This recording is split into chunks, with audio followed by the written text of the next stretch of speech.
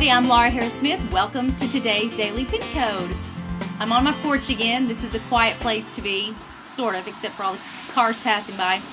But it's a rainy afternoon in Nashville, Tennessee, and, Sunday afternoon, had church this morning, and I find it just really interesting. We've been talking now for 10 or 11 pin codes about giving, tithing, really about our finances, right? Because we all want to give something. That's not the issue. The issue is, what exactly does Scripture say? What does that look like? Or is it just totally up to us? So I find it interesting that, a lot of places that I've gone in the last 2 weeks, people are asking me, they're bringing this topic up.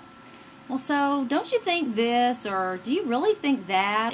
They're asking me all their tithing questions, and then we get to church this morning, and this is so us. We totally forget to take the offering. Like, we're done with the service and the special music and the prayer and announcements, everything. And it's the end of the service, and one of the congregants goes, you didn't take up our tithes.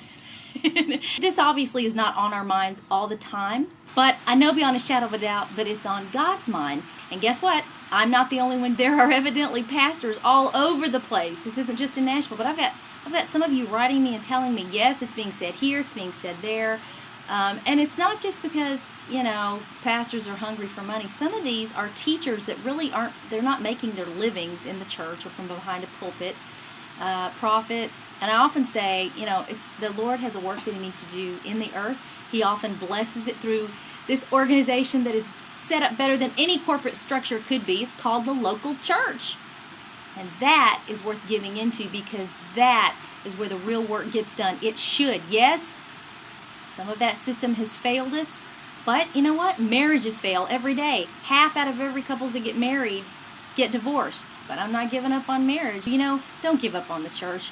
That's like throwing the baby out with the bathwater. I've got to just read you this one guy's story. Mike Berkeley sent this in. This was incredible what's going on at this church. Laura, here is a story of what happened at Donaldson First Baptist a couple of weeks ago. As you know, times have been hard for many people. Hours have been cut back, jobs have been lost, and the giving to the church has gone down. We had a church council meeting, and as we were looking at the finances, we were $28,000 behind for the year. So it was decided to just let everyone know that we were behind. Well, we had a catch-up Sunday. The church had not been asked for any extra in the 7 years that Brother Jim has been our pastor. We told the church that we would use this Sunday to honor God, and if we could get $25,000, and then if each person would give 10% more for the rest of this year, we would be fine. If you give $100 a month, then just give $110. Well, the offering was taken in the back and counted quickly. The total was then given to Brother Jim on a large piece of paper. This is incredible. He held it up, and the total was $55,000. Guys, this is not a huge church. Okay, it's just right up the road from mine. More than double what we needed. As you know, you cannot outgive God. Wow, that is inspiring. I challenge you to have a catch-up Sunday individually. Just sit down with the Lord, according to Malachi 3, and say, Lord, is there any place where I've robbed you? You don't have to get legalistic about it. Just ask.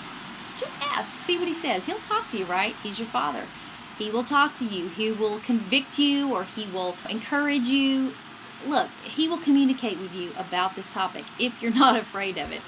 But just do that and sit down with Him and say, God, I want to give to you everything that is yours so that you can open the floodgates of heaven and pour more into me. Because it comes back to bless God in the end, once He has your finances and your heart. Okay, I don't want to go over, so I'm going to split this up into a couple of days. So tune back in tomorrow. Don't forget 1 Corinthians 14, 31, and 39. For you can all prophesy in turn, so that all may be instructed and encouraged. Therefore, my brothers and sisters, be eager to prophesy.